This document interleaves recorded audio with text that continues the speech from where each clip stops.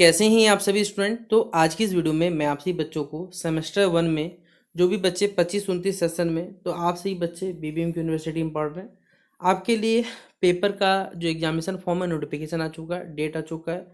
तो आप सभी बच्चे तैयार हो जाइए। और जो भी बच्चे सेमेस्टर 4 में जिनका कल रिजल्ट आ चुका है, आपका रिजल्ट में भारी गड़बड़ी है, ये तो सही बात है, ये हर बार ही होता है। और सेमेस्टर 5 का नियम आप लोग जैसे जानिएगा कि सेमेस्टर 5 में आप जा पाइएगा नहीं जा पाइएगा, ये सभी बातें मैं आपको इस वीडियो में बताता हूँ। तो शेयर करना, अगर आपको लगता है ये वीडियो आपके लिए हेल्पफुल है, यूज़फुल है, तो शेयर कर सकते हैं। ठीक है, तो चलिए वीडियो को शुरू करते हैं। पसंद आए लाइक और शेयर करिएगा। डिस्क्रिप्शन बॉक्स में टेलीग्राम का लिंक मिलेगा, जहाँ जुड़ जाइएगा। कोई भी अगर अपडेट आता है तो आपको भेज दिया जाएगा। ठीक है, देखिए क्या है। पहले यूई सेमेस्टर 1 की परीक्षा अप्रैल में होगी आपका, जैसा कि हमने आपको बताया था।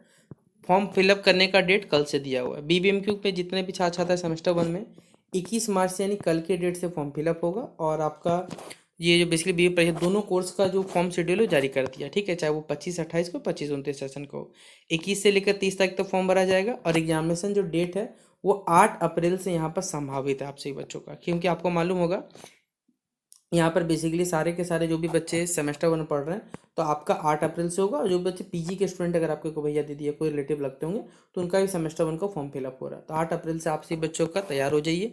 ये नोटिफिकेशन है। कल जैसे हमने आपको कल रात में वीडियो बना के शेयर किया था, हो सकता है शायद बहुत सारे बच्चों पर नोटिफिकेशन नहीं किया था। तो 21 से लेकर 30 तारीख तक फॉर्म फिलअप होने वाला है। 650 लगने वाला है। 8 अप्रैल से पेपर बोला गया है। तो 8 अप्रैल अगर नहीं भी मानिएगा तो भैया 10 अप्रैल से आपसे 8 या 10 अप्रैल से आपका पेपर जो होगा वो कन्फर्म शुरू हो जाएगा। तो आप सही बच्चे जिन भी जो भी सेमेस्टर 1 पढ़ रहे हैं, आपको अंडरस्टैंडिंग इंडिया पढ़ना है, जो बीएससी पढ़ना है, आईकेएस पढ़ना है, मेजर पढ़ना है, माइनर पढ़ना है, एमडीसी पढ़ना है, सारा का सारा चीज़ प्लेलिस्ट पर अपडेटेड है। जाइए देखिए, 20 दिन का समय है। 20 दिन में आपको सभी चीज़ों को कवर करना पड़ेगा। तो भैया अब आपके पास समय नहीं है, मैं आपसे बच्चों बता दूंगा।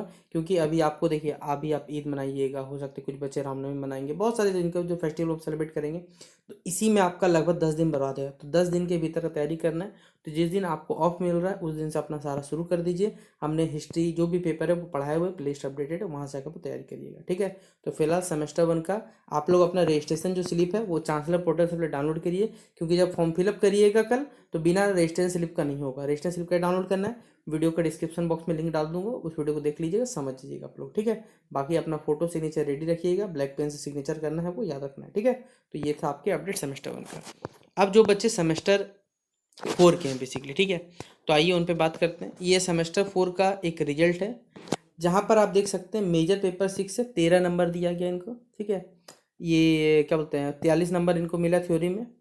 मेजर पेपर 7 में अगर आप देखोगे तो ये 17 नंबर है, और यहाँ 23 नंबर है। ठीक है, मेजर पेपर 8 फिजिक्स प्रैक्टिकल था, शायद ये 79 नंबर लिखा हुआ है। MN2B केमिस्ट्री है, जो शायद अगर मैं सही हूँ तो डिसिप्लिन सेक्शन से। तो इनको प्रैक्टिकल भी था, थ्योरी में 33 नंबर मिला, 12 नंबर मिला इंटरनल में। बीएससी में 43 मिला, और एईसी में आपका एईसी जो 3 है उसमें इंग्लिश में इनको 23 नंबर दिया गया था। ठीक है, इस प्रकार से इनका पेपर था, जिनका आप रिजल्ट आप देख सकते हैं। पास है। SGPA सेमेस्टर वाइज निकलता है। CGPA वो हर 2 साल के भीतर, मतलब हर 2 सेमेस्टर निकलता है CGPA। ठीक है, कॉम्पिटेटिव जिसे कहा जाता है। यहाँ पर अगर आप देखोगे तो ये पासिंग नंबर लाए, ये पासिंग नंबर लाए, ये भी पासिंग नंबर नहीं लाए। बोले भैया पासिंग नंबर क्यों लाए? क्योंकि आपको मालूम होगा इंटरनल 25 का होता है, एक्सटर्नल 75 का होता है।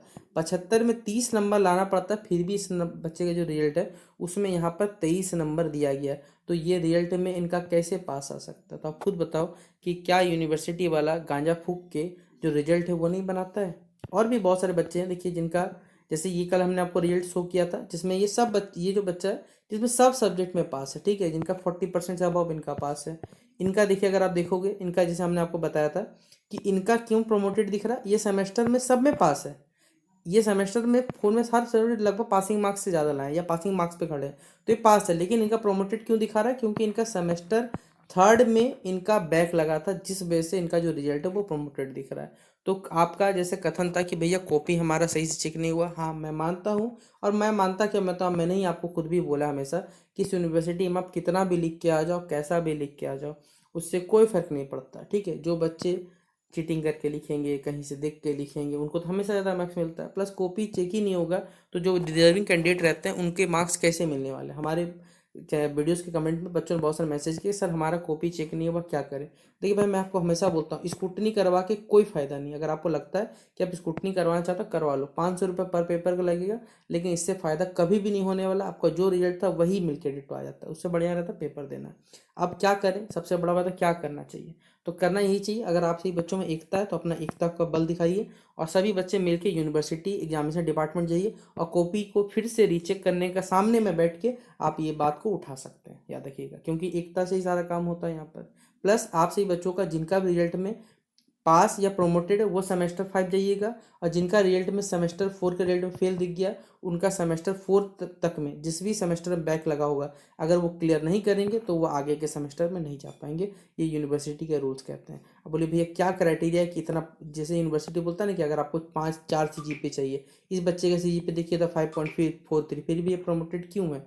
क्योंकि इनका एक सेमेस्टर में बैक लगा। यूनिवर्सिटी बस बोलता है कि इतना बड़ा बड़ा नियम बोलता है कि 4 CGPA, ऐसा लागू करने टाइम उसको कुछ नहीं आता, ठीक है। अगर आप अपने SGPA CGPA कैलकुलेट करोगे ना, तो अधिकांश पाओगे कि सबका CGPA और SGPA जो गलत ही पाओगे। अब बोले भैया क्यों? क्योंकि देखिए हमने चेक भी किया, बहुत सारे बच्चों के हमें गलत मिले, इस आधार पर हम लोग बता रहे हैं।